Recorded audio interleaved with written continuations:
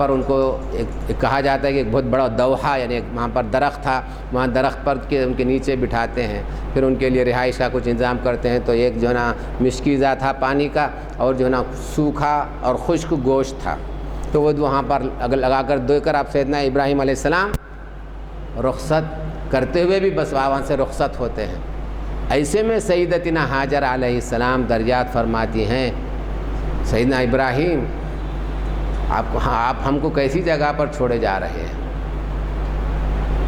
نہ کوئی سیکورٹی کا کوئی تصور ہے، نہ کوئی زندگی کا کوئی وہاں تصور ہے، کسی اپنا کوئی زندگی کا دور دور تک بھی کوئی جو ہے نا وہاں پر کوئی نظر نہیں آتی، تو آپ یہاں چھوڑ کے جا رہے ہیں۔ تو پھر آپ خود ہی ارشاد فرماتے ہیں، آپ دیکھیے اللہ تعالیٰ کی جو ہے نا توفیق اور جو ہے نا جو وہ ان کو وہ ہوت رہنمائی، سیدتنا ہاجر فرماتی ہیں کیا آپ کو ہمیں یہاں چھوڑنے کے لیے اللہ تعالیٰ کا حکم ہے؟ تو ایسے ماحول میں سیدنا ابراہیم فرماتے ہیں ہاں مجھے اللہ تعالیٰ نے فرمایا ہے، حکم دیا ہے کہ میں تمہیں اور ان شیخار سیدنا اسماعیل علیہ السلام کو یہاں چھوڑ جاؤں۔ تو اس وقت آپ اور یقین کی کیفیت آپ دیکھیں، تب یہ بات ہے تو پھر آپ کو کوئی پرواہ کرنے کی ضرورت نہیں، یقیناً انشاءاللہ اللہ تعالیٰ ہمیں ضائع نہیں فرمائے گا، اللہ تعالیٰ ہمیں ہرگز ضائع نہیں فرمائے گا۔ اب اس کے بعد یہاں زندگی کا آغاز ہوتا ہے سیدتنا ہاجر اور سیدنا اسماعیل علیہ السلام کو۔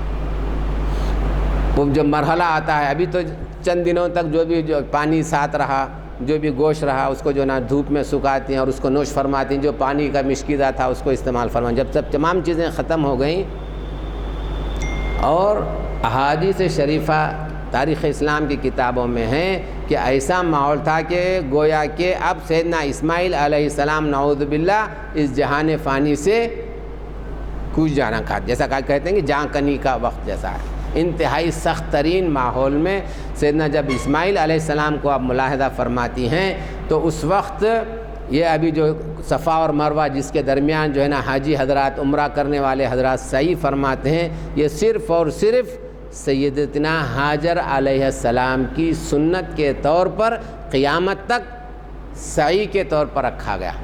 تو آپ جو ہے نا پہلے تشریف لے جاتی ہیں، وہاں سے صفا سے شروع کرتی ہیں، پہلے پہاڑی پر چڑھتی ہیں کہ دیکھتے ہیں کوئی دیکھنے والا کوئی انسان ہے کہ جس سے کچھ مدد مانگی جائے، پھر وہاں سے کچھ نظر نہیں آیا تو پھر جو ہے نا بھاگتے بھاگتے پھر آتے ہیں۔ بھاگ رہی کیوں رہی ہیں؟